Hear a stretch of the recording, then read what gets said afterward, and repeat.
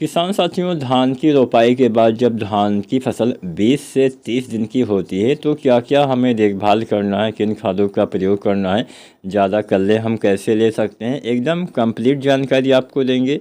तो पूरा वीडियो किसान साथियों देखिएगा। चलिए ज़्यादा टाइम आपका नहीं लेते हैं, जानते हैं क्या क्या आवश्यक कार्य 20 दिन से लेके और 30 दिन तक हमें धान की फसल में करना चाहिए।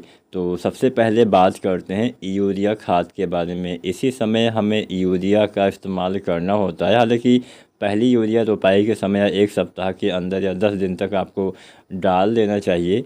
उसके बाद दूसरी यूरिया हम इस समय ही डालते हैं जो हम 20 से 30 दिन के बीच में प्रयोग करते हैं। अगर कोई धान की वैरायटी बहुत जल्दी तैयार हो जाती है तो 20 दिन पे भी आप यूरिया डाल सकते हैं। कोई मध्यम अवधि में तैयार होने वाली धान की वैरायटी है तो 25 दिन पे यूरिया डालिए, और कोई देर से तैयार होने वाली धान की वैरायटी है तो उसमें आप 30 दिन तक यूरिया खाद का प्रयोग किसान साथी कर सकते हैं। अब चलिए मात्रा जान लेते हैं। यूरिया इस समय 30 किलो से लेकर 40 किलो पर एकड़ के हिसाब से आपको इस्तेमाल करना होता है। तो यूरिया हो गया, इस समय आपको डालना है। इस यूरिया के साथ दूसरी चीज़ आप डालेंगे जिंक सल्फेट। जिंक सल्फेट 33% वाला इस्तेमाल करते हैं तो लगभग 5 किलो से लेकर 7 किलो तक आपको प्रयोग करना है। या फिर अगर आप 21% वाला जिंक सल्फेट का इस्तेमाल करते हैं तो 8 किलो से लेकर 10 किलो तक आपको प्रयोग करना चाहिए। इसके साथ आपको मिलाना है किसान साथियों सल्फ़र। सल्फ़र इस्तेमाल करेंगे तो नाइट्रोजन जो आप यूरिया डालेंगे वो काफ़ी अच्छे से काम करेगा। सल्फ़र की कमी से नई पत्ती में पीलापन देखने को मिल सकता है। सल्फ़र जब आपके पौधे में कमी होगी तो पहले आपको धान की जो नई पत्तियां ऊपर वाली होती हैं उसमें आपको हल्का सा हरापन दिखेगा, उसके बाद वो हल्का पीलापन आपको दिखाई देगा।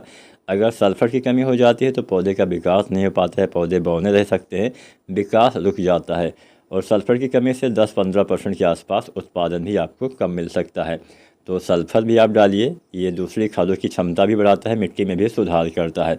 लेकिन अगर आप सिंगल सुपर फास्फेट के साथ रोपाई किए हैं तो सल्फ़र डालने की आवश्यकता नहीं है, अन्यथा डीएपी या एनपीके डाले हैं तो आप सल्फ़र डाल सकते हैं। सल्फ़र 90% वाला 3 से 4 किलो डालिए।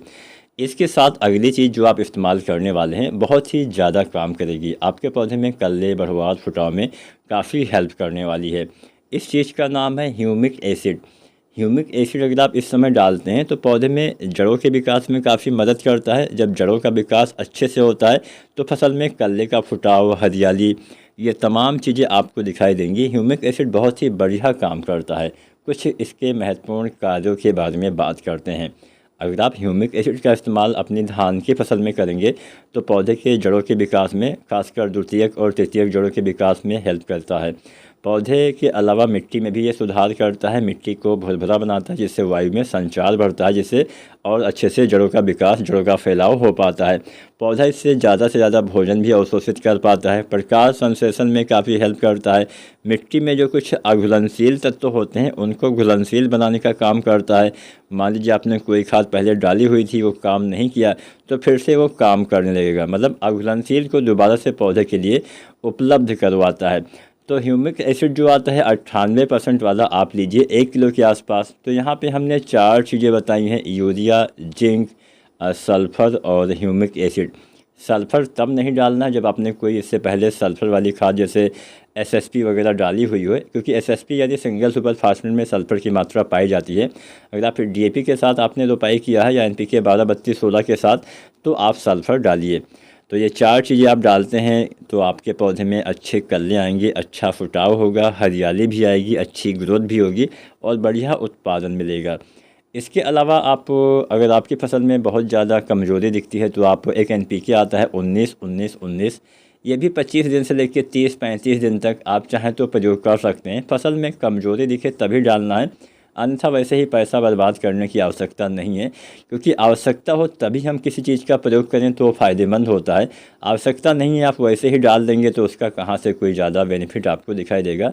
तो अगर आपकी फसल 25-30 दिन की है, थोड़ा सा कमज़ोर है, हल्का पीलापन है, अच्छे से विकास नहीं हो रहा है, कल्ले का फुटाव भी आपको कम दिख रहा है, यानी आपकी फसल दूसरी फसलों से पिछड़ी हुई दिख रही है, तो आप एनपीके 19-19-19 1 किलो से लेकर 1.5 किलो पर एकड़ के हिसाब से आप प्रयोग करेंगे तो इससे फ़ायदा आपको बेहतर दिखाई देगा। इसी बीच में हम खरपतवार, इससे पहले ही हम खरपतवार का नियंत्रण करते हैं 10-15 दिन, मतलब जब खरपतवार जो होते हैं लगभग आपके 2 से 3 पत्ती के हो जाते हैं तो बिस्फाइरिक सोडियम जो फार्मूला आता है उसका हम प्रयोग करके खरपतवार, जो जमे हुए खरपतवार होते हैं उनका नियंत्रण हम कर पाते हैं। ध्यान देना, 2-3 पत्ती के खरपतवार होंगे तभी नियंत्रण होगा, बहुत बड़े हो जाएंगे तो भी इनका नियंत्रण आसानी से आप नहीं कर पाएंगे। इसके अलावा सिंचाई पे ध्यान दीजिए, यूरिया डालने से पहले सिंचाई करना बेहतर होता है, खासकर ऐसी मिट्टी में जो हल्की होती हैं, रेतीली होती हैं, जहाँ पे लिंचिंग की संभावना ज़्यादा होती है। अगर आज की वीडियो जानकारी आपको अच्छी लगी हो तो वीडियो को लाइक करें, शेयर करें और SRGF फार्मिंग चैनल को सब्सक्राइब नहीं किया है तो चैनल को भी सब्सक्राइब